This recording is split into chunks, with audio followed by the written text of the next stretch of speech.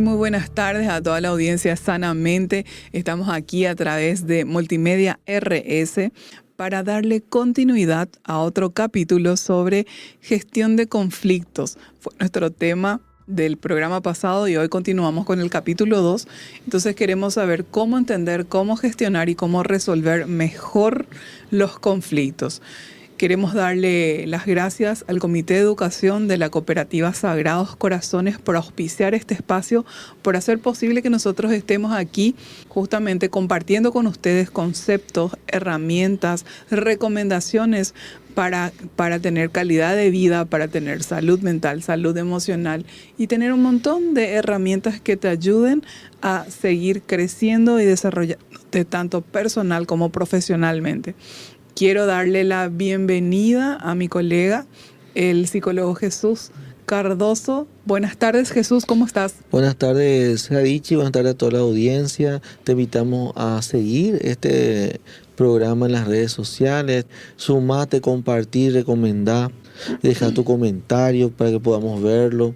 Si tenés algún tema que quisieras que tratemos o conocer a algún profesional de un tema interesante, puedes escribirnos, recomendárnoslo. Sin problema, trataremos de contactarle.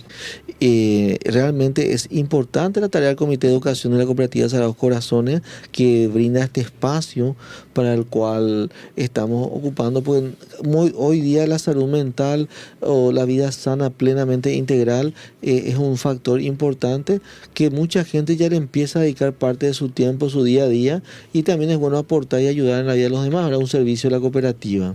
Totalmente. Bueno, y queremos darle continuidad a nuestro tema gestión de conflictos. Voy a hacer un repaso de 3 minutitos nada más como introductorio para continuar con la segunda parte de este tema tan apasionante. Cuando hablamos de conflicto, estamos hablando de una situación en la que 2 o más partes, hablamos de personas, cuando decimos partes, perciben una incompatibilidad que puede darse, incompatibilidad de percepción, de intereses, de necesidades, de creencias, de valores o metas. Que esto que hace genera tensión que puede manifestarse en las emociones, en las palabras o en las acciones. Habíamos hablado también de los componentes del conflicto. Dijimos que 4 son los componentes del conflicto. Son las personas, los actores involucrados con sus historias y estilos de comunicación y sus propias emociones, los intereses, las percepciones y las emociones. También hablamos de la diferencia entre conflicto, problema y violencia. Y estuvimos viendo algunos ejemplos, también vimos las recomendaciones y técnicas, ¿verdad? Dijimos que teníamos que promover una comunicación abierta y empática, teníamos que realizar el análisis de los intereses y las necesidades, no solamente lo que te dice que quiere, qué hay detrás, qué interés hay detrás de ese... ¿Cuál es la necesidad? La necesidad y el interés, porque son 2 cosas diferentes. Claro, es para que se entienda más, es ver qué es la motivación que se encuentra ahí, que quizás no la estamos percibiendo a simple vista. Entonces vamos excavando hasta encontrar la motivación, lo que llevó a que esa situación llegue a ese punto. Ejemplo nomás para entender esto que estamos hablando, ¿verdad? De analizar. Por ejemplo, un colaborador exige cambio de horario, por ejemplo. Entonces, desde la posición, él lo que dice es quiero otro horario. Pero su interés es compatibilizar trabajo y vida personal. A eso es lo que nosotros tenemos que llegar a entender y detectar. ¿Qué interés hay detrás de ese pedido? ¿Y qué necesidad? Porque este colaborador tiene la necesidad de equilibrar, de equilibrio y de bienestar. Está necesitando eso, por eso le interesa compatibilizar trabajo con vida personal y por eso dice quiero otro horario. Si hablamos de la pareja, podríamos decir, por ejemplo, en la discusión por tareas domésticas, la posición, vos tenés que hacer más, le dice la mujer al hombre o el hombre a la mujer. Lleva tu media a tu lugar, Pero ¿cuál es el interés detrás de eso? Que haya una distribución más equitativa de las tareas y los trabajos. Y detrás de ese interés, ¿qué necesidad hay? Sentirse acompañado, sentirse valorado. Es así de profundo, no es tan simplista. Y en la familia, otro ejemplo para que podamos entender esto que estamos diciendo. Padres que ponen límites estrictos. Entonces la posición es no podés salir, le dice el padre a su hijo. ¿Cuál es el interés del padre? Proteger. ¿Y cuál es la necesidad? Que el hijo esté seguro. Entonces, esa es la manera que tenemos que aprender a analizar los conflictos. Y hoy vamos a hablar de tipos de conflictos, ¿verdad? Sí, vamos a continuar con este tema tan apasionante en nuestro día a día. Bueno, y lo primero que tenemos para dentro de la clasificación es los conflictos interpersonales. Que son los que nos hemos basado en casi todas las explicaciones que hemos dado. Sí, es el que surge entre dos personas debido a las diferencias en percepciones, en necesidades, en estilos de comunicación, intereses o valores. La forma más efectiva de resolver los conflictos interpersonales es a través de la comunicación abierta, la comunicación empática y también respetuosa, enfocándose en los intereses mutuos y usando herramientas como la escucha activa, la comunicación no violenta, que es este autor estadounidense, psicólogo, que escribió un libro maravilloso, Comunicación no violenta. Y utilizando también acuerdos explícitos. Aquí se recomienda invertir lo antes posible para evitar escaladas. ¿Qué significa esto? Para que no aumente y no escale a otra intensidad y a otro nivel superior el conflicto. Algunos ejemplos, ¿verdad?, de una resolución efectiva de conflicto interpersonal. Por ejemplo, un caso laboral sería dos compañeros, Jesús, que discuten por la asignación de tareas.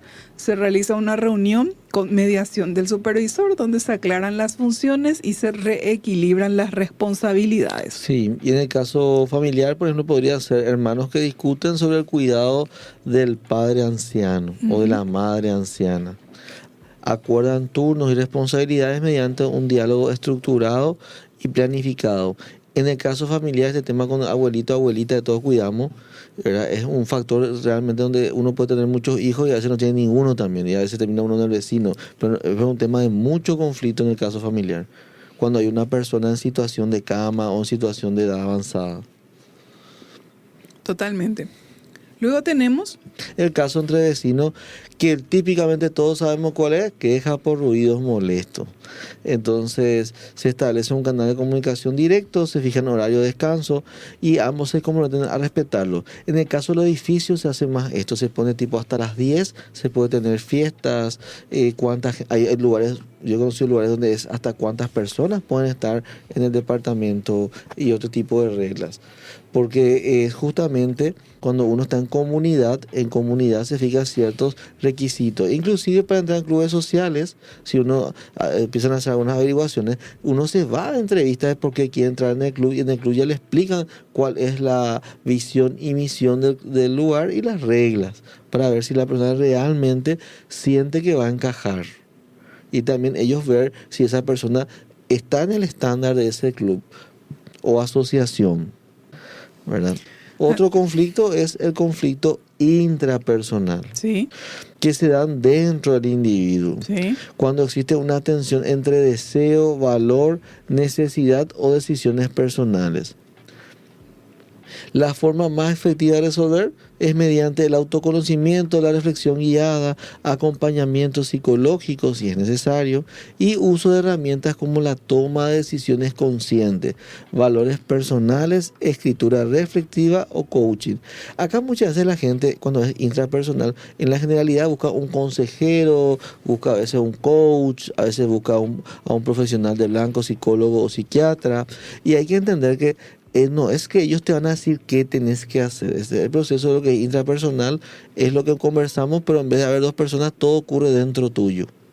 Entonces lo que uno hace es buscar a alguien que le ayude a clarificar el autoconocimiento, pero el que se tiene que autoconocer es uno mismo, no la persona que está enfrente. Entonces es un proceso interno sumamente importante que generalmente empieza en la niñez. sí. Algunos ejemplos de resolución efectiva de conflictos intrapersonales puede ser en un caso profesional. Una persona duda de cambiar trabajo. ¿Por qué? Porque está en un lugar donde hay seguridad, pero no es el ingreso que le esperaba, por ejemplo. Entonces realiza un análisis de los pros y contras. El famoso agarrar la hojita y escribir, este me ofrece esto, acá tengo esto. Y consultas con una persona, un coach o una persona para que para vos sea una figura de autoridad de confianza, y toma una decisión basada en los valores y prioridades actuales. Este tema de intrapersonal de cambio de trabajo es muy delicado porque uno tiene una familia que necesita un ingreso para sostenerse en el tiempo. Y a veces, como decía la licenciada en el programa anterior, hay gente que intempestivamente no renuncia, bueno, sin analizar los pros y los contras. Y a veces el pasto de enfrente parece un malo verde. Más verde. Después vos empezás a calcular y irte ahí te es más caro movilidad y un montón de otras cosas y tiempo que quedarte donde vos estás, por ejemplo. Por eso no es un tema menor el caso profesional en lo intrapersonal. Otro puede ser, ejemplo, caso emocional. Una persona siente alguna culpa por querer un tiempo a solas. Y suele ocurrir a veces en la pareja que la pareja no te entiende que vos querés estar solo. Sí. Entonces, dentro tuyo empieza todo un caos para ver, ¿realmente merezco un tiempo solo? A solas. Entonces uno trabaja en terapia sobre los límites personales y comunica su necesidad de descanso sin culpa. Porque acá hay que entender también que toda persona merece un espacio propio, un tiempo a solas. Por sanidad mental, eso es muy bueno investigar sobre el tema, hay muchos estudios. Caso académico, un estudiante se siente dividido entre dos carreras, realiza una orientación vocacional, se va junto al profesional, le toman los test, entrevistas y elige la opción que más se alinea con su propósito de vida. Un ejemplo que pueden investigar, diferencia entre estudiar arquitectura o ingeniería, por ejemplo, en el caso de las carreras que di. Otro ejemplo, entre ser profesor o ser, por ejemplo, enfermero.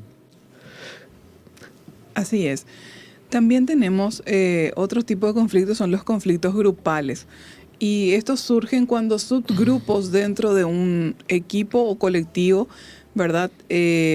Surgen por causa de intereses, percepciones o dinámicas de poder. El famoso se polarizó el grupo, entonces Sí. vos tenés diferentes grupos bien marcados con tendencia distinta. Claro, en este caso la forma más correcta de resolver esto es mediante espacios grupales de diálogo, técnicas de mediación, facilitación de personas que se van y son mediadores y ponen paño frío a lo candente del conflicto, ¿verdad? Y acá por fin vamos a hablar de la función, para dar un ejemplo, de la profesora guía. En el caso del colegio, la profesora guía tiene esta función que menciona la licenciada. Es la que le tiene que enseñar al equipo de alumnos cómo se resuelve un problema de equipo y de grupo con esta técnica que ella mencionó. Y ahí uno dimensiona y aprende cómo gestiona en comunidad un problema concreto. Sí. El abordaje. Luego tenemos los conflictos organizacionales, ¿sí? Que afectan estructuras, procesos o relaciones dentro de una institución o una empresa e implican jerarquías, liderazgo o asignación de recursos. Entonces, la forma más efectiva de resolver estos tipos de conflictos es implementando diagnósticos institucionales, herramientas de gestión de cambio, revisión de estructuras y procesos, entrenamiento en habilidades. Entonces acá se requiere un compromiso de la dirección para aplicar soluciones sostenibles. Y después tenemos también los conflictos culturales, que se dan entre personas o grupos con diferentes valores, creencias, etnicidad, religión o costumbres que afectan la convivencia o el entendimiento. Sí, etnicidad se refiere a las diferentes etnias. Una etnia, por ejemplo, es yo soy paraguayo, por un ejemplo local, y el otro, por ejemplo, es un ayoreo. Esos son etnias. Porque los dos somos seres humanos con los mismos derechos y garantías en nuestra Constitución. Entonces hay diferentes tipos de etnia en nuestro país. Están los colonos también diferentes. Y cada etnia trae, como dice acá, valores, religión, costumbre y cultura. Entonces no es menor el conflicto cultural. Sí, totalmente. Luego, después de eso tenemos ya, Jesús, los conflictos latentes y manifiestos, versus sí. manifiestos. Sí. Bueno, pero ¿qué es un conflicto latente? Es algo que ya existe, pero aún no ha emergido abiertamente. Y unos manifiestos son evidentes y expresados con claridad o tensión abierta. Muchas veces un conflicto manifiesto, un ejemplo voy a agarrar de deportivo, en el grupo la mitad más uno es de Cerro, la otra mitad es Olimpia, y un pequeño pedazo de esa mitad de Olimpia son de otros clubes. Entonces el que es del club más pequeño quizá ni se anima a hacer un comentario, porque como entre el grupo de Olimpia y Cerro se dicen cosas, el que es del club, vamos a decir, menor cantidad en el grupo, puede ser que los dos vengan contra él después. Ese es el latente. Entonces está ahí, pero nadie está tocando el tema de su club porque los están ocupados entre las dos mayorías discutiendo. ¿Se entiende el ejemplo? Sí, se entiende. Sería, ¿verdad?, aquellos conflictos que existen, pero que no se expresan abiertamente. O sea, están presentes a nivel emocional, están ahí molestando. Está el enojo, está la frustración o está la tristeza, ¿verdad? También están los pensamientos, sí, pero no han sido verbalizados ni confrontados directamente. Entonces es un conflicto invisible pero activo. ¿Cuáles son las características principales de este tipo de conflicto? El conflicto latente. Primero, no hay discusión abierta, no se habla abiertamente del tema. Segundo, existe un malestar interno o un malestar grupal. A veces el malestar grupal dentro de la empresa se da porque el grupo tiene miedo de hablar, porque sabe que puede venir después represalias o consecuencias. ¿Sí? Por eso el ejemplo del fútbol, el que sabe que es, vamos a decir, la minoría dentro de esas dos mayorías, se calla. Sí. Pero ¿qué pasa? Cuando vos llegas al punto donde tiene que intervenir, ahí surge que estaba ese conflicto instalado ahí.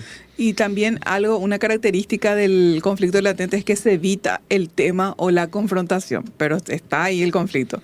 Se manifiesta también de forma indirecta. Yo no manifiesto este conflicto de forma directa, frontal, pero sí lo hago en forma indirecta. De alguna forma hago llegar... Yo me imagino que más de una señora se está sonriendo porque ya detectó su conflicto latente. Y lo peor de todo acá es que es acumulable. Se puede acumular con el tiempo. ¿Por qué permanecen latentes los conflictos? Te digo, las personas no expresan el conflicto por diferentes razones. La primera, miedo a generar un conflicto mayor. La segunda, evitación, no saber cómo hablarlo. No sé cómo hablarlo, no me sale, tengo miedo. Evito. Por eso yo hablé hace un momento sobre el teatro, porque el teatro te ayuda, te da herramientas de cómo gestionar. Lo que pasa es que uno no nace sabiendo cómo yo manejo esto. Y en la socialización hay un montón de herramientas. Y cuando uno va y hace teatro o canto o lo que sea, uno se va y trata con otras personas y va viendo su realidad en otros. Y entonces va viendo más herramientas y hay una persona que te entrena cómo se gestiona esa situación. Entonces es muy bueno si uno tiene niños, toda esta parte que es artística. Sí. Continuando de por qué permanecen latentes los conflictos, sí. También, además del miedo y la evitación, es el deseo de mantener la armonía. También puede ser por falta de confianza. No hay confianza para hablar abiertamente el tema, ya que no pienso bien de esta persona o de este compañero, de este jefe o de este amigo. Entonces, no hay falta de confianza, por eso se mantiene latente el conflicto. También puedes haber creencias como mejor no decir nada. Vale, vamos a decir, no va a terminar en nada bueno. Entonces, creencias instaladas. ¿Cuáles son algunas señales de un conflicto latente? Aunque no se diga, el conflicto se filtra en la conducta. Ejemplo, cambios en el clima, tensión, incomodidad entre dos personas, silencios incómodos, falta de comunicación, comentarios indirectos o sarcásticos, distanciamiento emocional, yo me alejo de la persona, o también baja motivación o bajo compromiso. Vamos a ver 3 ejemplos. En lo laboral, un equipo siente que su jefe no escucha, pero nadie lo expresa. El resultado, desmotivación, bajo rendimiento, clima organizacional tenso. En la pareja, uno de los miembros se siente poco valorado, pero no lo dice. El resultado, distancia emocional progresiva que puede terminar en una ruptura. Y en lo educativo podría ser estudiantes aburridos o desconectados, pero no lo comunican. Entonces el resultado es apatía y falta de participación. ¿Cuál es el riesgo principal? El conflicto latente no desaparece, se acumula. No me puedo imaginar qué podría ser conflicto latente. Y cuando finalmente emerge, lo hace con mayor intensidad, puede incluir reclamos del pasado y se vuelve más difícil de gestionar. El famoso perdiste el control, explotaste porque nunca lo hablaste. Sí, venía acumulando como una olla a presión después. Pero la manera, la forma que lo hiciste, por más que tengas la razón y sea cierto, te malparó a vos. Así mismo es. Y luego están los conflictos manifiestos. ¿Sí? Dijimos que hay conflicto latente y conflicto manifiesto. Sobre el conflicto manifiesto, Jesús, podemos decir que son aquellos conflictos que ya se han expresado abiertamente, ya sea a través de palabras, de emociones visibles o de conductas. Aquí el conflicto es evidente, no se puede ignorar. ¿Y cuáles son las características principales de este tipo de conflicto? ¿Hay discusión o hay confrontación? Las emociones son visibles, las diferencias están explicitadas y existe interacción directa y a veces intensa. Formas de manifestar este conflicto, que es manifiesto, ¿verdad? A diferencia del latente. Puede ser verbal, emocional y conductual. Cuando hablamos de lo verbal nos referimos a discusiones, a reclamos, a críticas. Cuando hablamos de lo emocional nos referimos a un enojo visible, al llanto, a la frustración. Y cuando hablamos de conducta ya hablamos de gritos, evitación, actitudes defensivas o actitudes agresivas. Acá lo que hay que entender es, todo lo estamos hablando del conflicto, que siempre van a haber nuevos conflictos. No existe el que desaparecen todos los conflictos. Que va a haber cero conflictos. Cero conflictos. Nadie está diciendo eso. Por eso cuando hablamos en el programa anterior, algo menciona eso. El conflicto es parte del crecimiento social que tenemos. Va a haber algo que vamos a diferir. No hay que satanizar o estigmatizar, diferir. Acá el tema está en la voluntad de la búsqueda de una solución. Entonces, cuando hablamos de esta situación manifiesta, van a haber situaciones manifiestas que uno por decisión no las aborda porque realmente no llevan a una solución, sino que aprende a vivir con ello. Ejemplo, bueno, pintamos la casa y uno quiere rojo o azul. De uno de esos colores se puede pintar o una pared de cada uno. Ahí depende de qué color sea. No sé si me explico. Entonces yo voy a tener que aprender a sobrellevar que quizás no está el color que yo quiero. Entonces, ¿qué pasa? Yo tengo que aprender también a dimensionar la importancia y relevancia de ese factor que me genera discusión. En el caso de las etnias que estábamos hablando hace un rato como ejemplo, o de las creencias, no necesariamente uno tiene que sentarse a debatir qué cree o por qué tiene X práctica cultural el otro.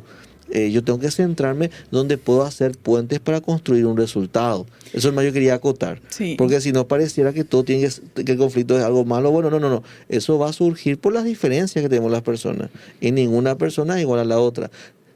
Encontrar los puntos en común, lo que hay que entender en la resolución de esto. Totalmente. ¿Y cuál es el riesgo principal de los conflictos manifiestos? Si no se gestiona adecuadamente, puede escalar hacia una mayor agresividad, hacia la ruptura del vínculo con esa persona o hacia la violencia.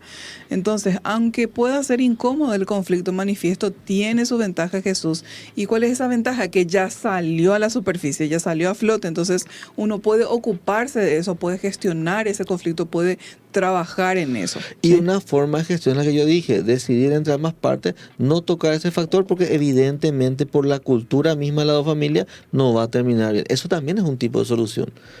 Para que se entienda, no necesariamente va a terminar como los dos queremos. Puede ser que acordemos que cada quien en ese punto decida. ¿Se entiende? Sí. Y ahí vos cerrás esa etapa manifiesta. Eso más yo me refería. Porque no siempre va a estar todo color de rosa, no existe eso. Eso es lo que justamente tenemos que entender. Tenemos derecho y somos los únicos originales e irrepetibles. Así mismo es. ¿Y cuál es la forma más efectiva de tratar de abordar estos conflictos latentes o manifiestos? Los latentes, ¿qué tenemos que hacer? Detectar señales tempranas, priorizar espacios de prevención y de conversación. Sin embargo, cuando hablamos ya de los conflictos manifiestos que ya salieron a flote, a la superficie, tenemos que abordarlo con una intervención directa, con un diálogo estructurado y con herramientas de resolución como la mediación, Jesús. Y una actitud sincera de la búsqueda de una solución, y una actitud también que ayuda bastante, que tengo que tomar, no es contra mí, es una X asunto a resolver, no es personal, porque si yo personalizo las situaciones u otras cosas, tiendo a veces a no querer colaborar en la búsqueda de un punto medio. Entonces tengo que entender que no es contra mí, sino que es una diferencia nada más. Y me gustaría poder ahora compartir también con la audiencia cuáles son las formas de resolución o de solución inadecuado, incorrecto de los tipos de conflictos. Cuando hablamos de conflictos interpersonales, ¿qué tenemos que evitar? Hablar mal del otro a sus espaldas, usar sarcasmo o pasividad, agresividad, o forzar una reconciliación sin haber procesado el conflicto. Entonces, ejemplos de una resolución inadecuada: difamar al otro en lugar de hablar directamente con él, tratar de ganar simpatía de terceros para crear bandos o cortar la relación sin expresar lo que me molestó. Estos son tipos de soluciones inadecuadas que a veces las personas implementan para los conflictos interpersonales de persona con otra persona. Y si prenden la tele, en esta semana van a ver un montón de gente adulta que en vez de hablar entre ellos, salen a noticia a hablar del otro. A eso se refiere lo que decía la licenciada. Y hay cosas que uno puede resolver con el otro. Y no necesariamente también, acá hay que hacer una aclaración.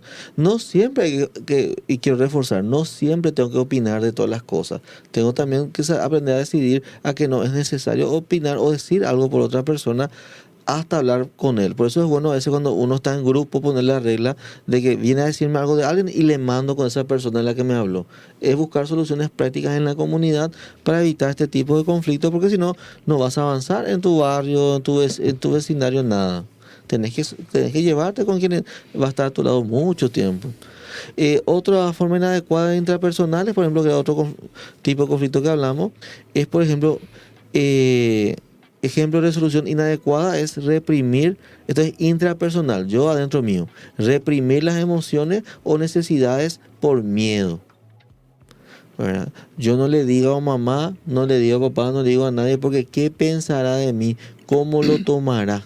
Si sabe que yo pienso de esta manera. O que yo, un ejemplo más sencillo, que yo me aplacé. ¿Cómo no quiero que nadie se entere que yo me aplacé? ¿Cómo se lo digo? ¿Qué me van a hacer si saben eso? Es un conflicto intrapersonal. Entonces, a veces uno toma decisiones impulsivas sin reflexión.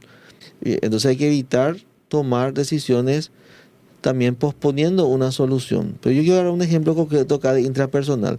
Tus dos papás se están separando, para que se entienda. Entonces yo trato de reprimirme y sonreír a los dos porque me siento que yo a veces soy responsable. Eso pasa mucho en los niños. Y a mí me tocó un caso donde que hizo la adolescente. Empezó a tomar pastillas para desmayarse, donde dice tomar decisiones impulsivas sin reflexión. Él vio que alguien se desmayaba y copió la técnica y lo hacía todo el tiempo para llamar la atención. Entonces, ¿qué pasa? Ahí lo que ocurrió fue que los papás evitaron tomar la decisión de hablarle de entrada de lo que ocurría en su momento y la pobre nena quedó expuesta. Por eso en la parte interpersonal es muy importante no reprimir, tomar decisiones impulsivas te puede afectar mal o posponerla. Y que hay que evitar ignorar el malestar interno, ser extremadamente autoexigente, autocrítico. Hay gente que no se tiene luego piedad y se lastima muchísimo con sus pensamientos. Buscar distracciones constantes para no enfrentar el conflicto personal, salir a caminar, practicar algún instrumento musical, aprender un nuevo oficio, cosas que te puedan ayudar a quitar eso que tenés adentro.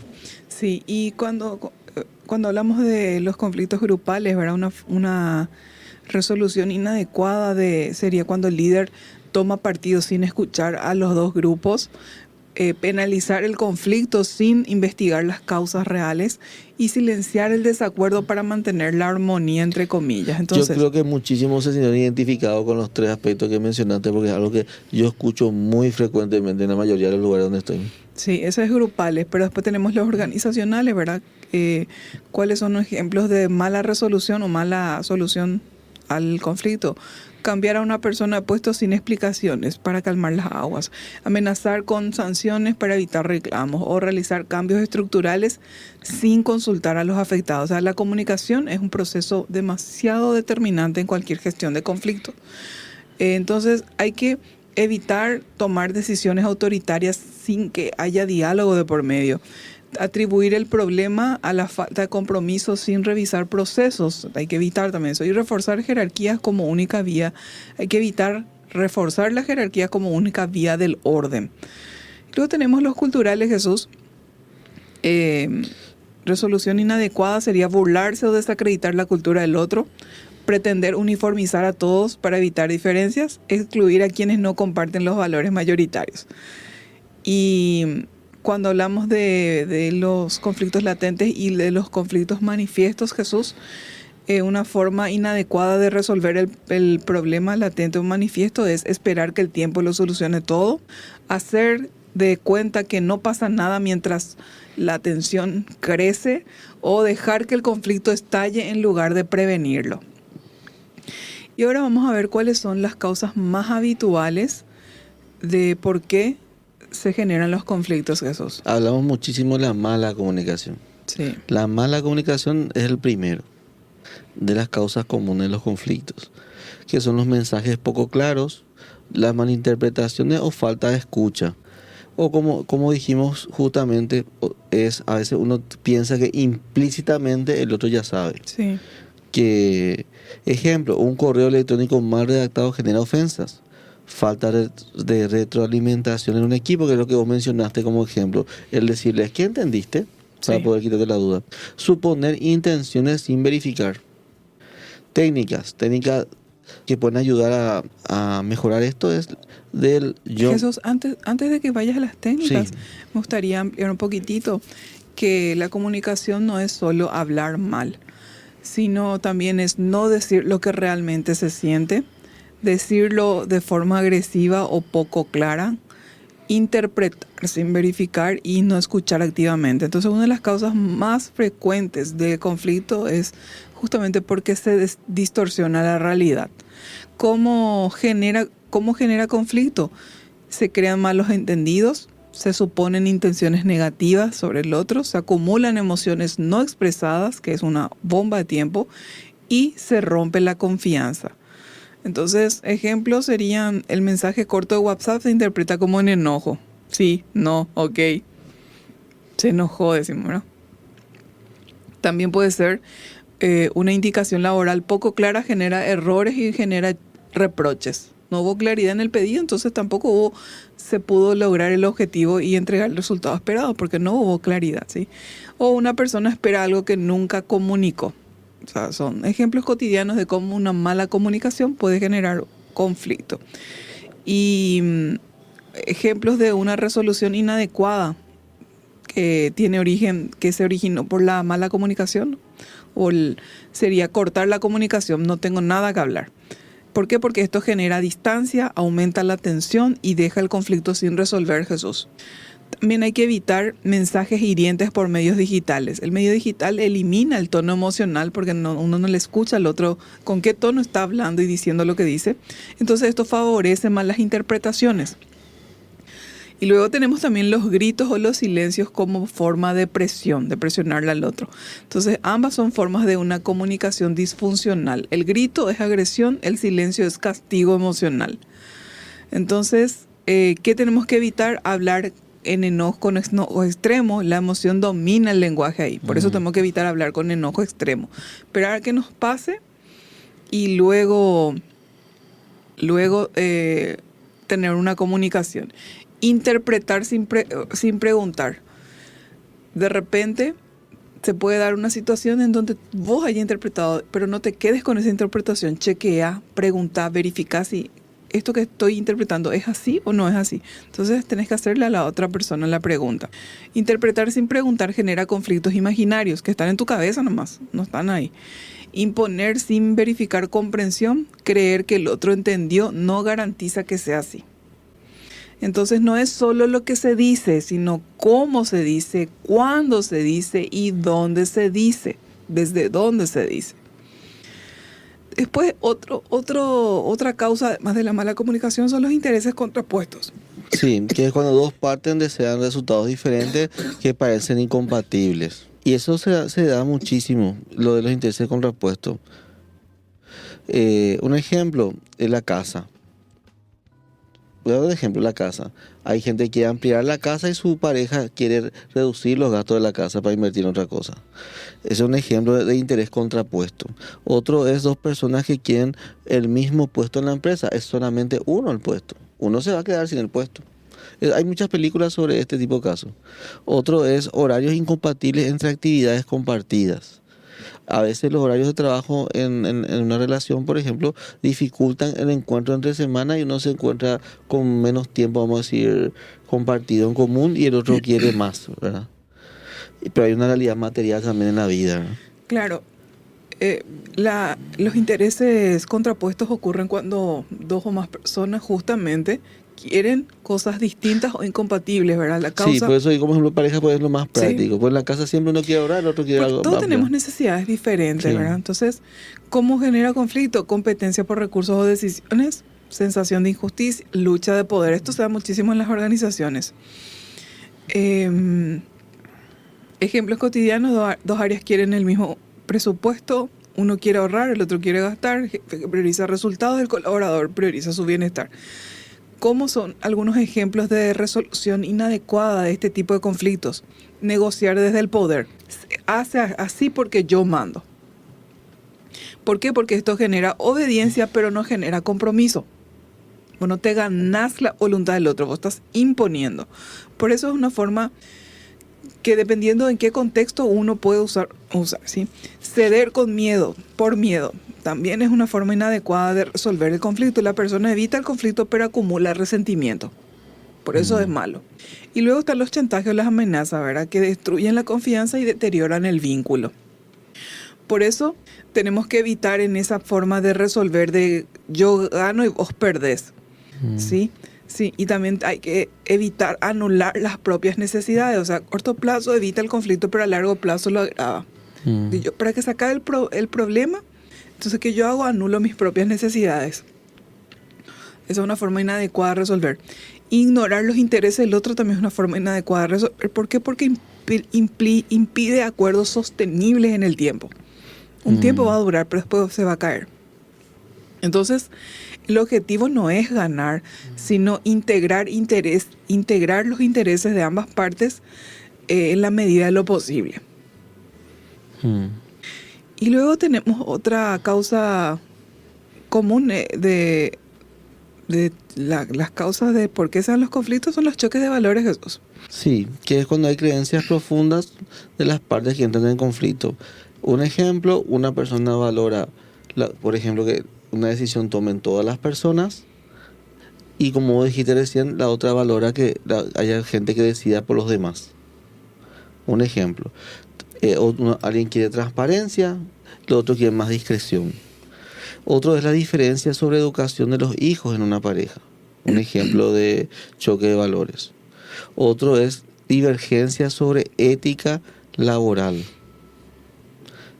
Que yo pienso que eso ya no es poco ético, el otro que no, etc. Otro es la falta de recursos, cuando los recursos, tiempo, dinero y espacio son limitados y generan competencia. Dos departamentos compiten, por ejemplo, por un mismo espacio físico. O el presupuesto es limitado y obliga a elegir prioridades. Así mismo es. Entonces, el choque de valores se produce cuando las personas tienen creencias profundas sobre lo que es correcto, sobre lo que es importante, sobre lo que es aceptable, pero chocan. Yo pienso blanco y vos pensás negro. Entonces, son los conflictos más complejos, ¿sí? Son uno de los tipos de conflictos más complejos por los valores. ¿Por qué? Porque los valores son rígidos, los valores están ligados a la identidad de la persona. Imagínate, tu valor te da identidad y no siempre son negociables. Entonces, tenemos que evitar imponer nuestros valores. También creerse moralmente superior, hay que evitar eso y rechazar el diálogo. Esas son cosas que hay que evitar en este tipo de conflictos. Entonces, los conflictos de valores no siempre se busca el acuerdo, sino que se busca el respeto y la convivencia. Lo tenemos que entender. Y otra causa de conflicto es la falta de recursos. La falta de recursos ya hablamos. Y el último es la ambigüedad en roles o liderazgo. Cuando no está claro la función de cada uno. ¿Hasta dónde es mi autoridad? ¿Quién decide qué, por ejemplo? ¿Quién hace qué? ¿Quién decide? ¿Quién lidera? El famoso mamá me dijo que sí, papá me dijo que no. ¿A quién le toca decidir ese tema? Claro, y la ambigüedad de los roles o liderazgo, la falta de claridad genera desorden, genera suposición y genera conflicto. Exactamente. ¿Y cómo se genera esto? Con confusión, duplicación de tareas, falta de responsabilidad, luchas de poderes. Una forma inadecuada de resolver este tipo de conflicto que estamos hablando, de la ambigüedad de roles o la ambigüedad en el liderazgo. No definir roles, ¿sí? Liderazgo sin legitimidad o delegar sin claridad. ¿Verdad, Jesús? Así mismo. Y ahora pasamos a lo que son mitos sobre los conflictos. Ok. ¿Cuáles son algunos mitos? Mito 1. Sí. Los conflictos son siempre negativos. Ok. En la realidad, los conflictos bien gestionados, como estuvimos hablando en todo el programa, pueden fortalecer la relación, generar innovación y mejorar los procesos. Un ejemplo, un conflicto entre compañeros lleva a una solución creativa. Una discusión familiar permite sincerarse y sanar vínculos. Un reclamo laboral mejora condiciones para todos. Ujú. Bueno, luego tenemos un segundo mito que es ignorarlos. ¿Cuál era el primero? El primero es los conflictos son siempre negativos. Ok, el El segundo, segundo es ignorarlos los hace desaparecer. Claro, ignorar el conflicto hace que desaparezca. Ese es un mito realmente, porque no ocurre así. Exactamente. La evitación suele alimentar más bien el conflicto y se intensifica con el tiempo. O sea que todo lo contrario. Entonces, Ejemplo, no sí. hablar de un malentendido Ok, y el enojo crece.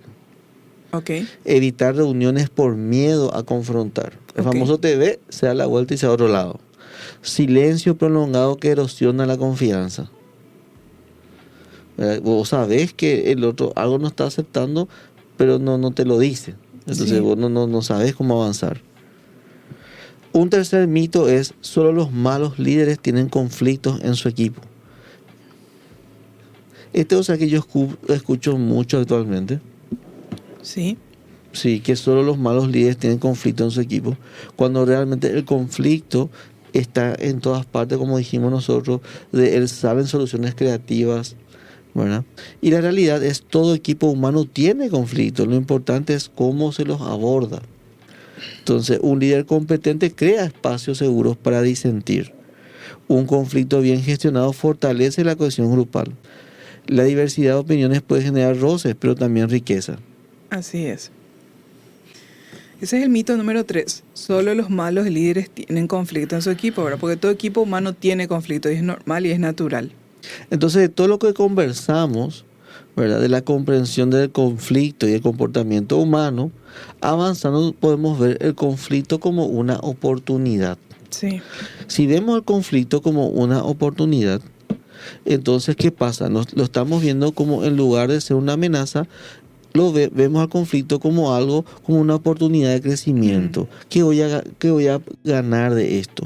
De mejorar en las relaciones, de clarificar los valores y de generación de ideas innovadoras. Esto un poco, yo ya hablo, siempre agarro la pareja, porque cuando uno tiene una relación y se casa y vive en familia, esto que hablamos va desde el inicio. Entonces, ¿qué pasa? Es una oportunidad de crecimiento donde yo, al sincerarme, construyo esos puentes que yo hablaba. Vamos construyendo una visión hacia un objetivo, ¿verdad? Entonces, con toda relación humana, yo me relaciono con alguien porque yo tengo un interés en ganar algo. Siempre uno algo gana de la persona. Un abrazo, sentirse apoyado, compartir un tiempo, para que se me entienda, ¿verdad?